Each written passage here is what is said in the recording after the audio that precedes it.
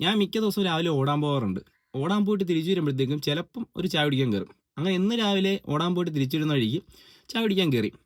ചായ കുടിക്കാൻ കയറിയപ്പോഴത്തേക്ക് എൻ്റെ കൂട്ടുകാരൻ്റെ അച്ഛനെ കണ്ടു. അപ്പോൾ പുള്ളി എന്നോട് പറഞ്ഞു, മോനെ അവന് ഗവൺമെൻറ് ജോലി കിട്ടി. മോൻ PSC കോച്ചിങ് വല്ലതും പൊക്കൂടെ? മോൻ്റെ വീഡിയോസൊക്കെ ഞാൻ കാണാറുണ്ട്. ഇത്രയും കഷ്ടപ്പാടില്ല. PSC പഠിച്ചു കഴിഞ്ഞാൽ പെട്ടെന്ന് ജോലി കിട്ടത്തില്ലേ? ലൈഫ് സെറ്റിൽ ആവത്തില്ലേ എന്ന് ചോദിച്ചു. ഞാൻ പറഞ്ഞു ശരിയാണ്, PSC കോച്ചിങ് പഠിച്ചു കഴിഞ്ഞാൽ ഓക്കെയാണ്, രക്ഷപ്പെടും എന്നൊക്കെ പറഞ്ഞു. അത് ഞാൻ വെളിയിലേക്ക് ഇറങ്ങിയപ്പോഴത്തേക്കും എൻ്റെ മനസ്സിൽ ഫസ്റ്റ് വന്ന മുഖം സിൽവസ്റ്റർ സ്റ്റാലോണിൻ്റെയാണ്. അദ്ദേഹത്തിൻ്റെ കഥ ഞാൻ ചെറുതായിട്ടൊന്ന് പറഞ്ഞു തരാം. അദ്ദേഹം വലിയൊരു ആക്ടറാണെന്ന് ആഗ്രഹിച്ച വ്യക്തിയാണ്.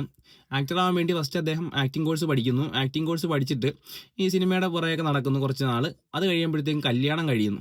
കല്യാണം കഴിഞ്ഞ് കഴിയുമ്പോഴത്തേക്കും പിന്നെ കുറച്ച് കഴിയുമ്പോഴത്തേക്കും പൈസ ഇല്ലാത്തൊരു സാഹചര്യം വരുമ്പോഴത്തേക്കും അദ്ദേഹത്തിൻ്റെ വൈഫിൻ്റെ സ്വർണ്ണാഭരണങ്ങൾ അവരെ പെർമിഷൻ ഇല്ലാതെ അദ്ദേഹം മോഷ്ടിക്കുന്നു. മോഷ്ടിച്ച് കുറച്ചാൾ ചിലവൊക്കെ നടത്തിക്കൊണ്ട് പോകുന്നു. അത് കഴിയുമ്പോൾ വീണ്ടും പൈസ ഇല്ലാത്ത സാഹചര്യം വരും. അപ്പോൾ അദ്ദേഹം എന്താ ചെയ്യുന്നതെന്ന് വെച്ച് കഴിഞ്ഞാൽ, വീടിന് റെൻ്റ് അടയ്ക്കാൻ പൈസ ഇല്ലാത്തത് കൊണ്ട് വീട്ടിൽ നിന്ന് പുറത്താക്കും.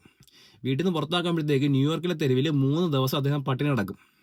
അദ്ദേഹത്തിന് നായക്കുട്ടിയുണ്ട്. അതിന് വളരെ ഇഷ്ടപ്പെട്ട നായക്കുട്ടിയെ അതിന് ഫുഡ് വാങ്ങിച്ചു കൊടുക്കാൻ പൈസ ഇല്ലാത്തത് കൊണ്ട് $25 താൻ മദ്യശാലയുടെ മുമ്പിൽ കണ്ട ഒരു അപരിചിതന് കൊടുത്തിട്ട് അദ്ദേഹം വളരെ വിഷമത്തോടെ തിരിച്ചു വരും. അത് കഴിയുമ്പോഴത്തേക്ക് അദ്ദേഹത്തിൻ്റെ ലൈഫിൽ ടേണിംഗ് പോയിന്റ് ആയിട്ടുള്ളൊരു സംഭവം എന്ന് വെച്ച് കഴിഞ്ഞാൽ, മുഹമ്മദ് അലിയും ചക്കോപ്നറും തമ്മിലൊരു ബോക്സിംഗ് മാച്ച് കാണാൻ അദ്ദേഹത്തിന് അവസരം കിട്ടും. അദ്ദേഹം അത് ഒട്ടും മിസ്സാക്കാതെ നേരെ മാച്ചിന് പോകും. മാച്ച് കണ്ട് ഇൻസ്പയർ ആയ അദ്ദേഹം 20 മണിക്കൂർ എടുത്തൊരു തിരക്കഥ എഴുതും. ആ തിരക്കഥയും കൊണ്ട് ഹോളിവുഡിലെ സകല നിർമ്മാണ കമ്പനിയിൽ അദ്ദേഹം കാണും. അതിലൊരു കമ്പനി അദ്ദേഹം വയ്ക്കുന്ന ഓഫർ $1,25,000.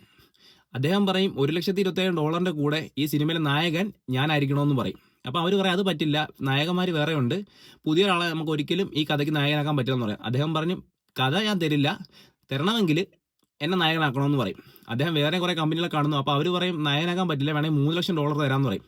അദ്ദേഹം പറഞ്ഞു പറ്റില്ല എന്ന്. അങ്ങനെ അവസാനം അദ്ദേഹത്തിൻ്റെ നിർബന്ധത്തിന് വഴങ്ങിയിട്ട് $35,000 അദ്ദേഹത്തിന് നായകനാക്കും ആ കഥയ്ക്ക്. അങ്ങനെ $35,000 കിട്ടുമ്പോൾ ഫസ്റ്റ് അദ്ദേഹം ചെയ്യുന്നത്, അദ്ദേഹം തന്നെ ഓമനിച്ച് വളർത്തിയ നായക്കുട്ടിയെ തിരിച്ചു വാങ്ങാൻ പോവുകയാണ്. അപ്പോൾ അവരുടെ അടുത്ത് പറയും ഞാൻ $1,000 തരാം, $2,000 തരാം. അവർ സമ്മതിക്കില്ല. അവസാനം $15,000 അദ്ദേഹം നായക്കുട്ടിയെ തിരിച്ചു വാങ്ങിക്കും. അത് കഴിഞ്ഞ് അദ്ദേഹത്തിൻ്റെ സിനിമ ഇറങ്ങും. സിനിമയുടെ പേര് റോക്കി എന്നാണ്. അത് വൻ വിജയമായി തീരും. അതിന് ഓസ്കാറും കാര്യങ്ങളൊക്കെ, തിരക്കഥയ്ക്ക് ഓസ്കാറും കാര്യങ്ങളൊക്കെ കിട്ടും. അദ്ദേഹം അങ്ങനെ ലോകം അറിയപ്പെടുന്ന നടനും തിരക്കഥാകൃത്തും ഒക്കെ ആവും. അതിൽ 1ാം ഭാഗവും 2ാം ഭാഗവും ഇറങ്ങും. അതെല്ലാം വൻ വിജയമായി തീരും. അപ്പോൾ എനിക്ക് പറയാനുള്ളത്, ഞാൻ എൻ്റെ പാഷനെ പിന്തുടരുകയാണ്. എന്ത് സംഭവിച്ചാലും ഞാൻ ഒരു ദിവസം വലിയ നിലയിൽ എത്തിയിരിക്കും. എന്തായാലും അടുത്ത വീഡിയോയിൽ കാണാം. ബൈ.